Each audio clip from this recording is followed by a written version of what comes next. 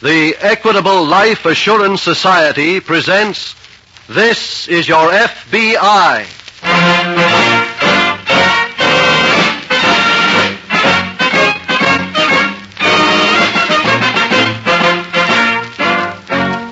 This is Your F.B.I., an official broadcast from the files of the Federal Bureau of Investigation, presented as a public service by the Equitable Life Assurance Society of the United States and the Equitable Society's representative in your community.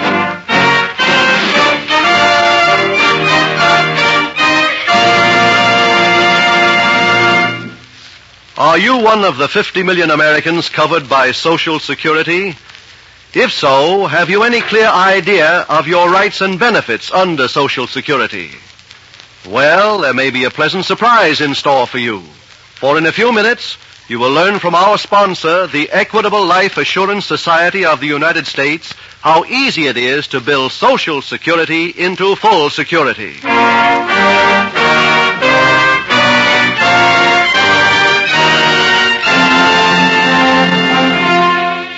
Tonight's F.B.I. file, The Careless Kidnappers.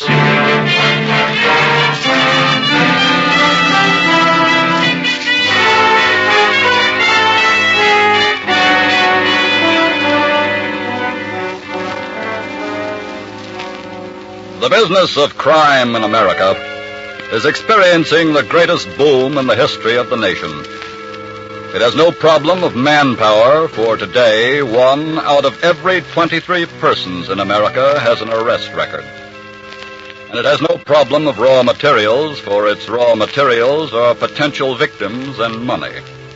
And there's a population of 140 million people on hand who are making more money than ever before. Consequently, the wheels of every branch of crime, including that dealt with in tonight's case from the files of your FBI, are rolling in high gear and turning out an all-time high production volume of a major crime every 17 seconds. In other words, since this program went on the air 2.5 minutes ago, 8 major crimes have been committed in this country.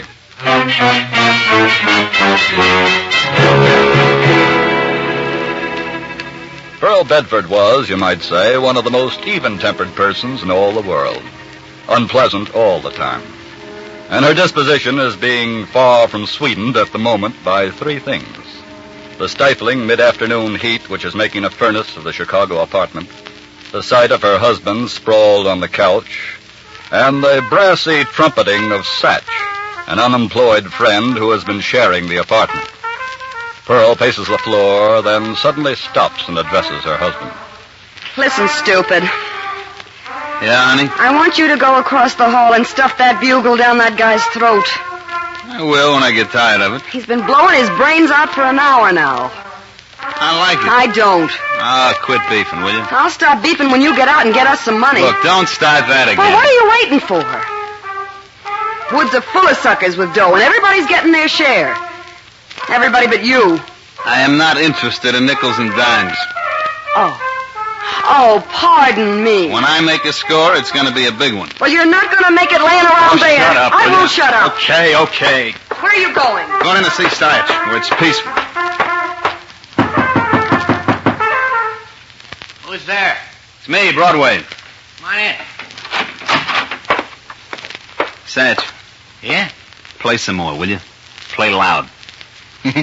You been rubing again? Yeah. What was it this time? Well, for one thing, Pearl don't appreciate your efforts on the trumpet, Satch. No kidding.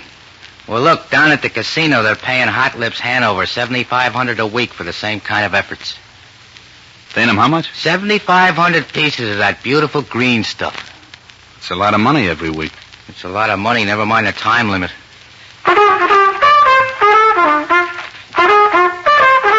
Hey, Satch, Yeah? I guess this Hanover character would hate to stop working right now, wouldn't he? While he can make that kind of dough? Hey, look, if I was making that kind of money, What do you mean? You come up with any idea yet how we can make a big touch? Ah. I think I have. Get Pearl in here. What for? I'm going to show her how lucky we are that you've been playing that trumpet.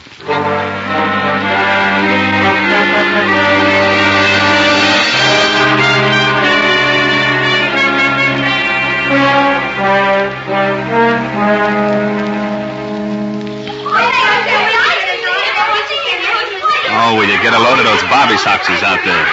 Broadway, you're taking a chance parking right in front of the stage door. Quit beefing, will you? Satch. Yeah? You sure you're right about Hot Lips Hanover playing that benefit tonight? Yeah, as soon as he finishes his last show here, he's going right over to the Lakeside Hotel. If he can get through those kids around the door. Here he comes! Here comes Howard! All right, take the wheel, Satch. Make room in the back seat, Pearl. I'll go get him.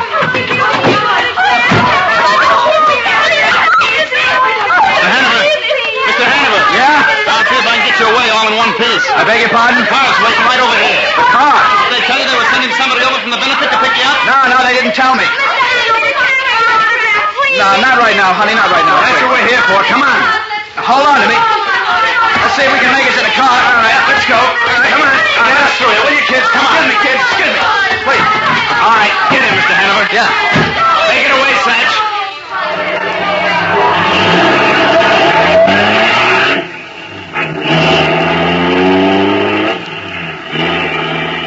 Oh, brother. I guess you get pretty tired of that kind of stuff. Huh, Mr. Hanover? Yeah, I said... Well, I'm sorry. I was in such a hurry to get in the car, I'm afraid I didn't see its very attractive occupant. This is Miss Mason, Mr. Hanover.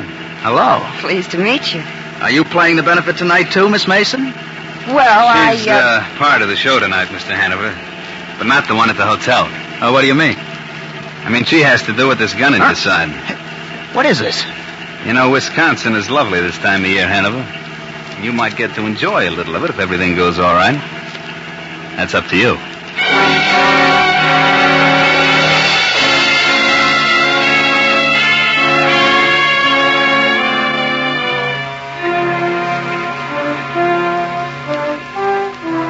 It was shortly before noon the next morning when a little man with a big cigar dashed into the Chicago office of the F.B.I., where he was ushered into the presence of Agent in Charge Dixon and told his story excitedly. And here's a ransom note, Mr. Dixon. It just arrived in the mail about 20 minutes ago, and I came over with it right away. I'm glad you did. They want $25,000. What are we going to do? Well, our first concern is the safety of the victim. Now, you say Hanover got in a car with someone outside the casino club last night. Yes, but he didn't show up at the hotel for the benefit, and that's the last anyone saw of him. Have any idea who he drove away with? Well, the man on the stage door heard somebody say that he had come over to pick Hanover up. Any description? No.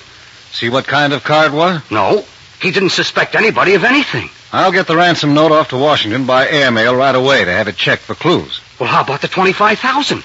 You're instructed in the note to put an ad in the local paper, letting them know you're willing to meet their terms. You mean I'm willing? Aren't you? Yeah, sure, Then but... for the sake of Mr. Hanover's safety, and to make it possible for us to go directly to work on the case, our advice is to meet the ransom terms as quickly as you can.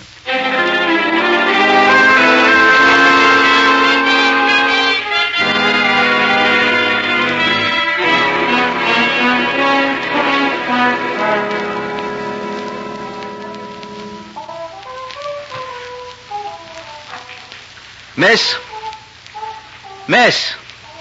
Yeah? that guy inside there playing the trumpet. Does he have to do that? Why, Mr. Hanover, he's a fan of yours. He's got a strange way of showing it. That's how the snatch happened in the first place. What do you mean? He told us how good you were, how much dough you were making. That's what gave us the idea. Oh, now I really feel bad. Look, how much longer are you going to hold me here? That depends. On what? A car just stopped outside. I think you'll get your answer real soon. Hi, honey. What's the word? Hanover, it looks like you'll be out of the woods by tomorrow night. Oh? What do you mean, Broadway? The ad in the paper says they'll pay off. Here's where you come in, baby. How? You're going to pick up the dough. Are you kidding? Why? This is your party, sweetheart. If you think I'm going to be Shut up and listen. Satch keeps Hanover here. You and I drive into Chicago tomorrow morning. At 11 o'clock, a woman in a blue dress wearing a gardenia will be standing at the perfume counter in Gordon's department store. I don't get it. You'll be standing next to her. When she leaves, she'll accidentally drop her bag. You pick it up and start after her, but instead of catching up with her, you go out the other way and bring the bag to me in the car. And there'd be 25 grand in the bag? That's right. What's such? Are you deaf? Just follow the sound of those musical notes. Oh.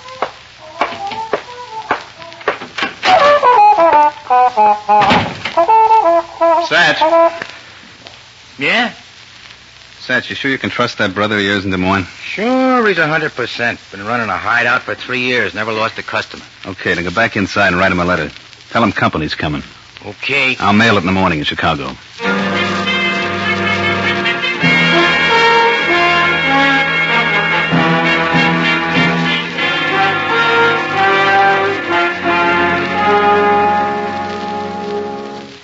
Can I come in, Mr. Dixon? Come ahead, Webb. How'd you make out? I located a couple of the kids who were standing outside the casino stage door that night. But all they remembered was a big black sedan. I see. Did you hear from Washington? Yes, I just received a teletype. The ransom note was written on cheap stationery that you can get at any store for a nickel.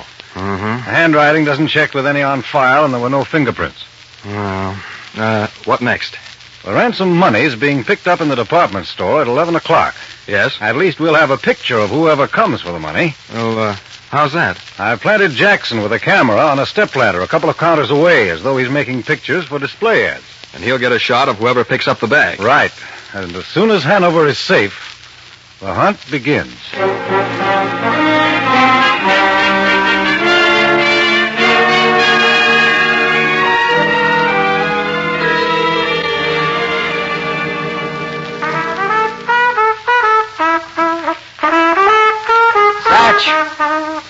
Satch! Yeah, Mr. Hanover. How about letting that thing cool off for a while? Don't stop me now. I just got it warmed up. All right, cut it out, Satch. Oh, hiya, Broadway. You got the money? Yep. Come on, we gotta be moving. Okay, but look what I got. Mr. Hot Lips gave me his own trumpet. Hey, that was real generous of you, Hanover. Generous? Well, what else could I do? Satch, you didn't threaten I to... never threatened nothing. I just asked the man to give me his horn for a sort of parting gift, and he said no, so I started doing a little whittling with my knife. Yeah, I get it. Hanover, I'll have to blindfold you again. I'm used to it by now. Okay, here you go. That's got it. That too tight? No, let's get started. Come on, Satch. Okay. Broadway, Yeah? tell me about the dough. What about it? Did you get the whole 25,000? Sure. Hey, that ain't bad. 25,000 divided by 3. That's a nice hunk for me. Over 8 G's. Uh-huh. Where's Pearl? Over there in the car. Is she gonna beef? About what? About cutting me in for a third. She ain't gonna beef about nothing. It don't sound like Pearl. Get behind the wheel, Satch. You drive. Okay. Should we head right in for... Hey, What's the matter? look at Pearl. Well? No wonder she can't beef. She's dead.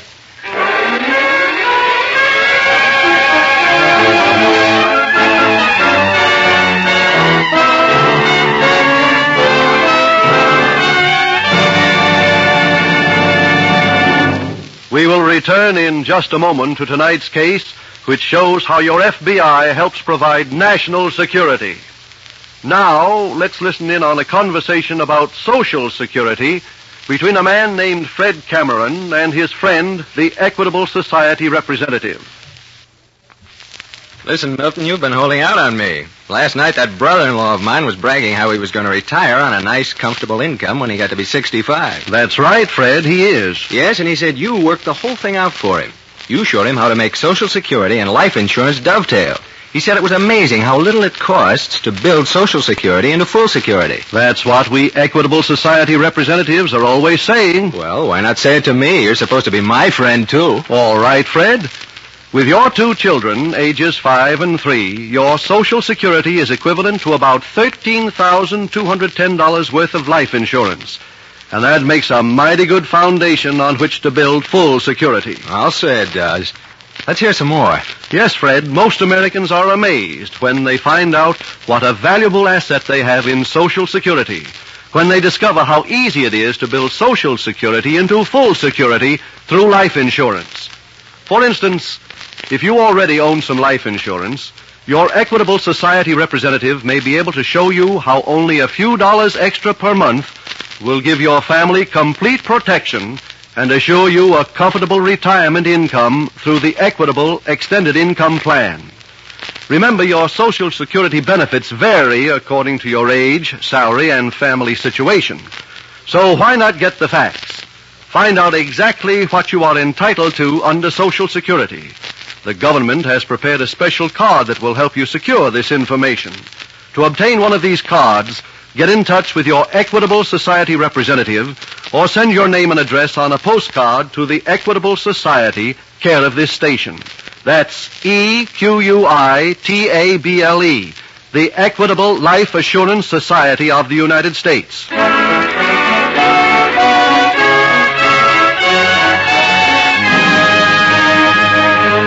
And now, back to the FBI file, The Careless Kidnappers.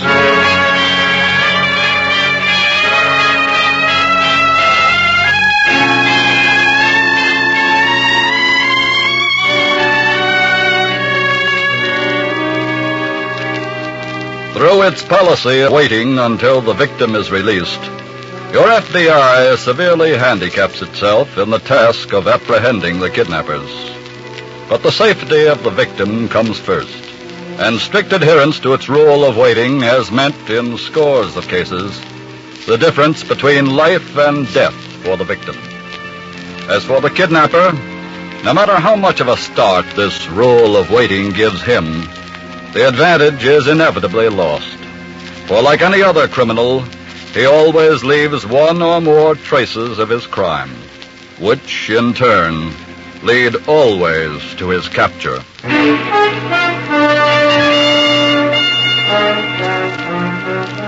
Released by his kidnappers shortly after dark in a suburb of Chicago, the victim, Hanover, identified himself to a passing police patrol and was driven swiftly to the city to FBI headquarters, where he gave an account of events up to the time of his release. I was still blindfolded when they put me out, so I was unable to get a good description of the car. They've probably gotten rid of it by now anyway. But the body of that woman was still in the car. They've probably gotten rid of that too, Mr. Hanover.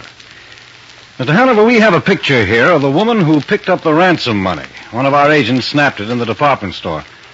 Here it is. That's her, all right. They call her Pearl. We haven't been able to identify it yet with anybody in our files or at police headquarters. I see. Webb? Yes? Get a teletype off to Washington right away on those nicknames. Broadway and Satch? Yeah, that's right. Washington may be able to find something on them in the nickname file. Right. Mr. Hanover, you said we might be able to find the cabin where they held you. Yeah. They blindfolded me, of course, before we got out of Chicago that night. Uh-huh. But after a while, the blindfold slipped a bit. And I remember seeing that we went north after passing through Kenosha. Yes? Then they discovered the blindfold had slipped and fixed it back. Oh? But about 15 minutes later, we passed over a wooden bridge. I could hear the planking rattle. Uh-huh. I got a sudden idea. As soon as we were off the bridge, I snapped on the second hand on my wristwatch here. It's a stopwatch model, you see. Oh, yes. We turned right. And when we stopped at the cabin, I stopped the watch. Good. But when they took the blindfold off, I noticed that we had traveled 4 minutes and 28 seconds from the bridge. Good for you. I wish all kidnapped victims would be that alert. Now, how fast was the car traveling, would you say? Well, Broadway kept warning Satch to hold the speed to 35 miles an hour because of the highway police. Uh-huh. Hanover, this may be the lead that helps crack the case, if we can find that cabin.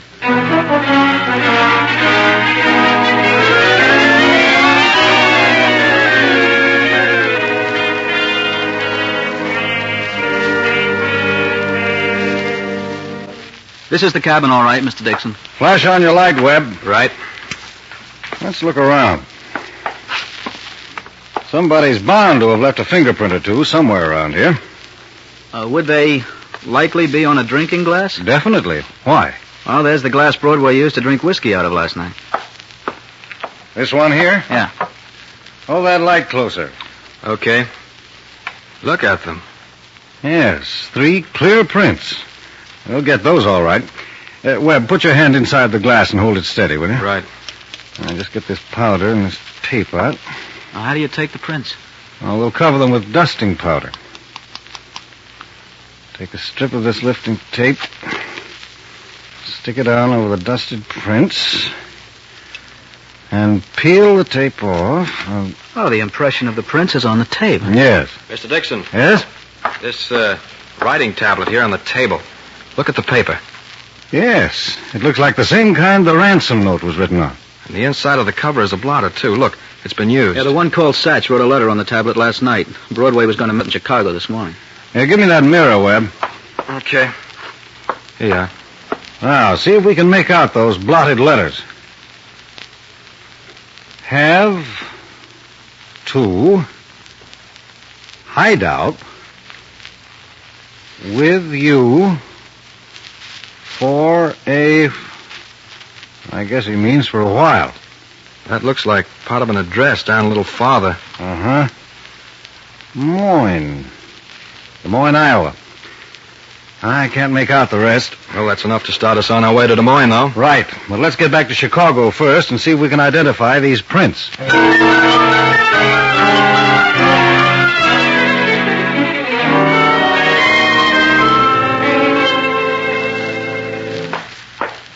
Hey, Broadway, Yeah? you see my trumpet? It's under the couch. What you doing there? I put it there. Why?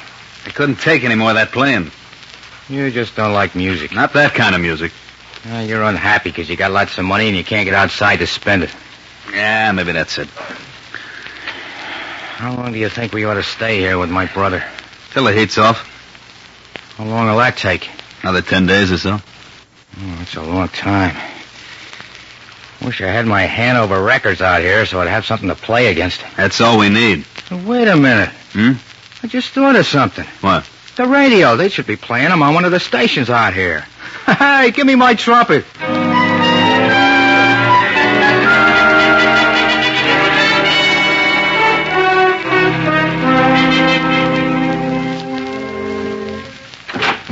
Teletype just in from Washington, Mr. Dixon. Thanks. Well, here's the works, Webb.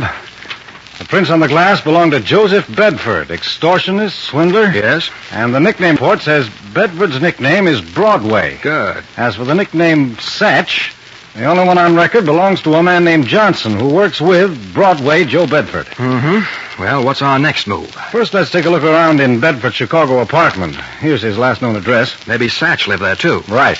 And then we'll head for Des Moines.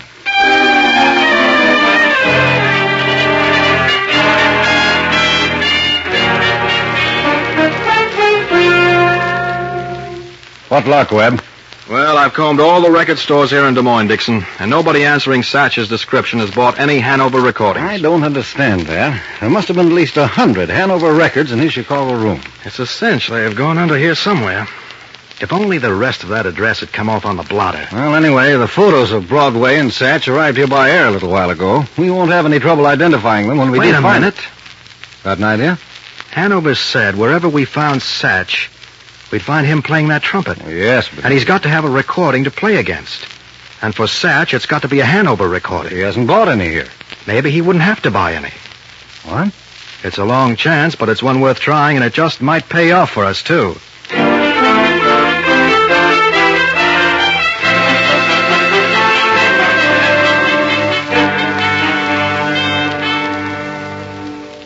Well, so much for Swoonlight Sinatra, folks. And now all of you bugle bugs get set for some blazing blasts from a torrid trumpet. Because here's a request recording by Hot Lips Hanover. That's my boy, Broadway. Drop the needle and give us a downbeat, son.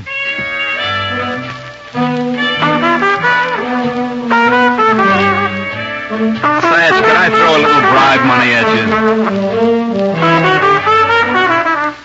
Satch, listen to me, will you? Satch. Did you say something, Broadway?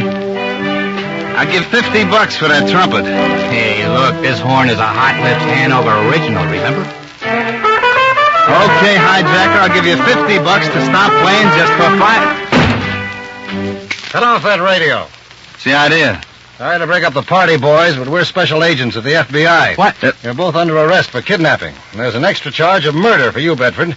A car with your wife's body in it was just found a while ago. Okay. How did you find us? Well, we figured since you didn't bring any Hanover recordings with you, and since you didn't buy any in Des Moines, you might be requesting some to be played in the recording broadcast. Huh? Well, when your call came in, we had it traced here to your brother's house. Give me that horn, Satch. Hey, look out, Broadway. What are you going to do? Broadway! Never mind. You won't be needing it anyway.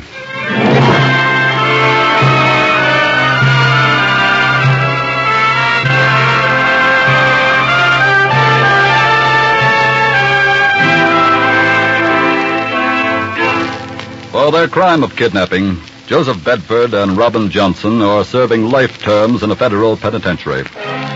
Bedford was not tried for the murder of his wife inasmuch as she was her husband's accomplice in crime, and he has received a life sentence anyway for kidnapping. Although fewer kidnappings are committed than any other major crime, their number has increased proportionately with the alarming upsurge of crime in America. According to Mr. J. Edgar Hoover, director of the Federal Bureau of Investigation, crime has increased 13% in the last 6 months, as compared with the corresponding period last year. In a crime survey just compiled by your F.B.I., we find larceny up 9.8%, aggravated assault 10%, auto theft 15.5%, burglary 17%, negligent manslaughter 19.2%, murder 28.5%, and robberies have increased 31.8%. These are startling figures. Figures that call for a doubling of effort on the part of all of us, so that this present crime wave shall not become a tidal wave, engulfing you, the American people.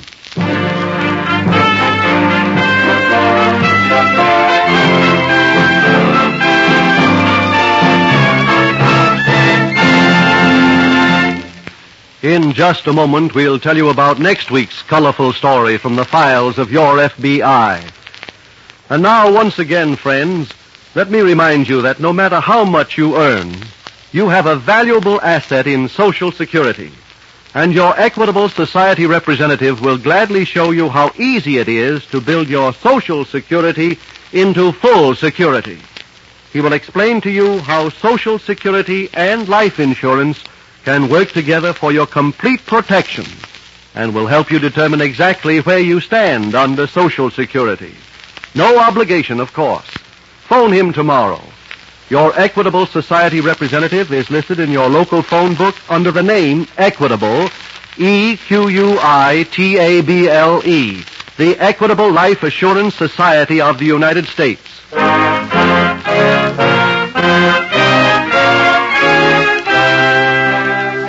Next week, we will bring you another colorful story from the files of the Federal Bureau of Investigation.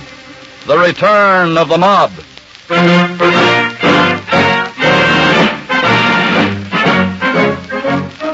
The incidents used in tonight's Equitable Life Assurance Society's broadcast are adapted from the files of the Federal Bureau of Investigation. However, all names used are fictitious, and any similarity thereof to the names of persons living or dead is accidental. Tonight, the music was composed and conducted by Frederick Steiner. The author was Frank Ferries, and your narrator was Dean Carlton. This is Your F.B.I. is a Jerry Devine production. This is Milton Cross speaking for the Equitable Life Assurance Society of the United States and the Equitable Society's representative in your community, and inviting you to tune in again next week at this same time when the Equitable Life Assurance Society of the United States will bring you another colorful story from the files of the Federal Bureau of Investigation, The Return of the Mob, on This is Your F.B.I. This is ABC, the American Broadcasting Company.